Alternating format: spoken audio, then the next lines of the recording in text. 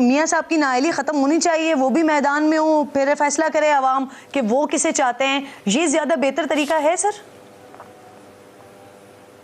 मैंने तो नहीं कर दी ना, आए तो सही ना, अप्लाई तो करे।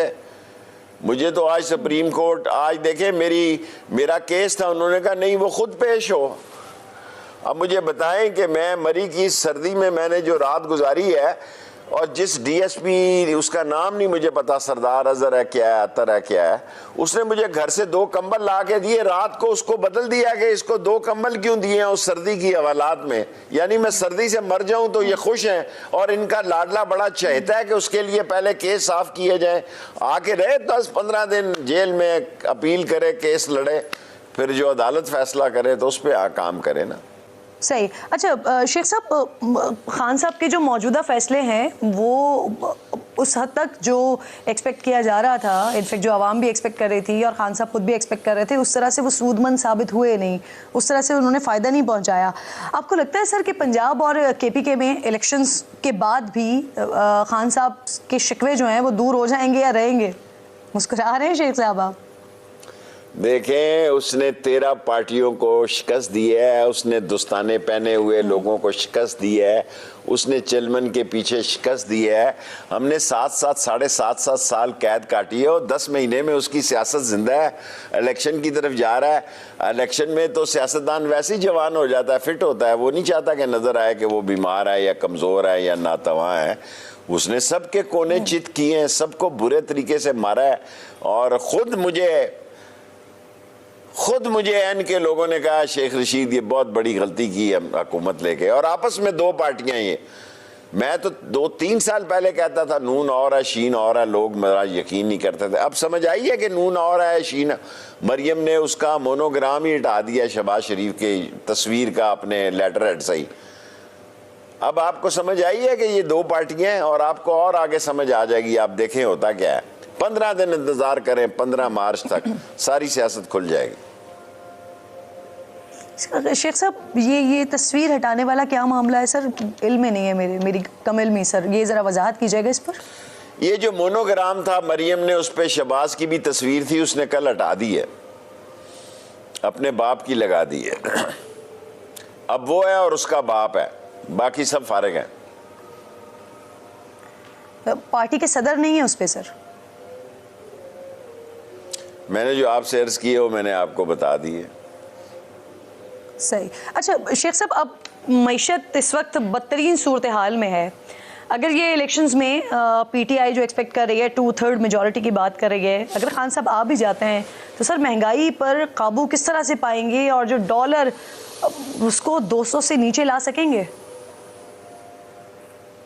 आए तो सही ना। वो कल मुझे स्विट्ज़रलैंड से और म्याना से फ़ोन आया कि वो जो एग्जेक्टिव बॉडी की IMF की मीटिंग हो रही है उसमें पाकिस्तान का केस नहीं लगा।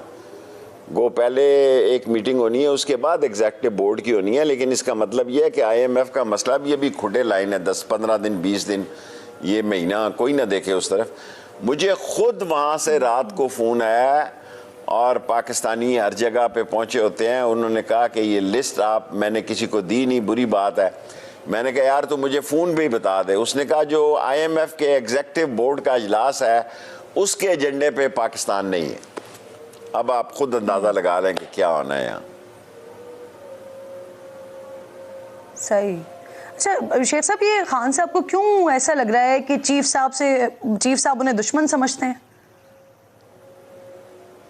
ये खान ही बता सकता है। मैं तो चाहता हूँ कि हमारे फ़ौज से अच्छे तल्लुकात हों, हमारी बेहतर रवाबत हों। गो मेरे अजानें हो रही हैं मगरब की, कोई किसी से 10 महीने से रब्ता नहीं है, और जो मेरे साथ हुआ है वो मैंने कभी सोचा भी नहीं था। आपने कोई कोशिश की है इस हवाले से कि दरवाजे खुल जाएं? ये शुरू में जब मैं पढ़ा था, जब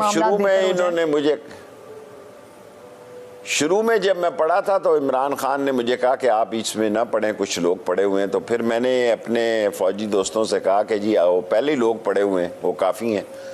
और अब तो मेरा वैसे ही दिल नहीं करता जो कुछ इन्होंने मेरे साथ सलूक किया हाइड आउट में।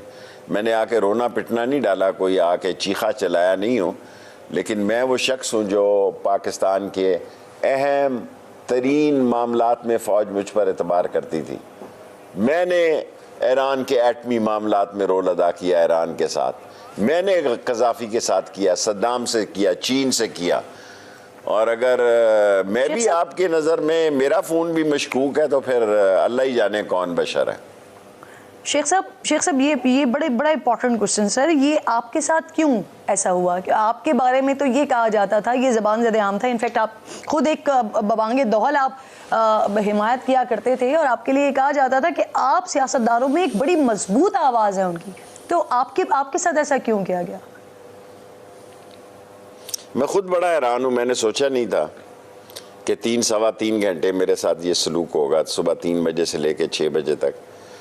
और मैं अपने आप को वाकई आज भी समझता हूँ मेरा बड़ा ये लोग कई उस वक्त पैदा भी नहीं हुए थे जब मेरा इनके साथ तल्लक था, लेकिन बाज़ लोग हादसे से, हालात से, वाक़यात से धक्के दे के, टिब्बी दे के, अड़ंगी दे के आगे आ जाते हैं, फिर उनके फ़ैसले ऐसे ही होते हैं जो मुझ पे लागू हुए। एक और सिचुएशन ये भी कि इमरान खान साहब जिस तरह की बात कर रहे हैं, अब वो ख्वाहिश का इजहार भी कर रहे हैं, साथ साथ फिर ये भी कहते हैं कि ग्रीन सिग्नल उस तरफ से हमें दिख नहीं रहा, मिल नहीं रहा, क्योंकि खान साहब फिर ये वाला बयान भी साथ साथ दे देते हैं कि लगता है उनको कि चीफ साहब दुश्मन है, दुश्मन समझते हैं। क्या समझते हैं आप, खान साहब को क्यों ग्रीन सिग्नल नहीं मिल रहा है? ये जो खान साहब के गैर मुतवक्के रवैया है, ये वजह है एक? देखें, हमें पूरी कोशिश करनी चाहिए कि हमारे तल्लकात उनसे बेहतर हों, ये तो मेरी यह ख्वाहिश है। लीडर है इमरान खान, तल्लकात उसने बनाने हैं। मैं तो अपना दिल टूट चुका है, मेरा तो कोई इतना बड़ा रोल नहीं है। मुझे जब इमरान खान ने कहा कि तुम अलग हो जाओ, मैं अलग हो गया। अब इमरान खान जो कह रहा है कि ताली दोनों हाथों से बजती है, एक हाथ से नहीं बजती, तो फिर इसका जवाब तो आप इमरान खान से लेना, शेख रशीद से ना लें। जी, तो शेख साहब पिछले चीफ के लिए कोर्ट मार्शल का मुतालबा कर रहे हैं खान साहब, मौजूदा चीफ से बात करने के लिए कह रहे हैं। क्या समझते हैं आप, खान साहब और मौजूदा इस्टेब्लिशमेंट इनकी अच्छी बन पाएगी बॉन्डिंग? मुझे फ़ौजियों के हालात देखे ना, यही मुशर्रफ था जो जहाँ दीदा था। अब किस किस चीफ का नाम लूँ जिसकी नवाज शरीफ से लड़ाई नहीं हुई? उस पर ही आर्टिकल 6 लगाया नवाज शरीफ ने। क्या उसकी लड़ाई जो है, एक ज़ियाउल हक शहीद हो गया, उसके अलावा जितने आर्मी चीफ आए सबके साथ उसकी लड़ाई हुई, और बाजवा को भी लाने वाला नवाज शरीफ था, उसके साथ भी उसकी लड़ाई हुई। और मैं अब जिस चीफ का नाम लेती हैं मेरी उंगलियों पे लिखे हुए हैं, जिसको वो लाया उसके साथ उसकी लड़ाई हुई। अब मैं सज्जाद शाह की तरह अदालतों पर हमले करने की तारीख नहीं दोहरा सकता। अदालत का फैसला है, इस पर सारे अमल करो और इलेक्शन कराओ और अपने घर जाओ, जो जीते जाए उसे हुकूमत करने दो।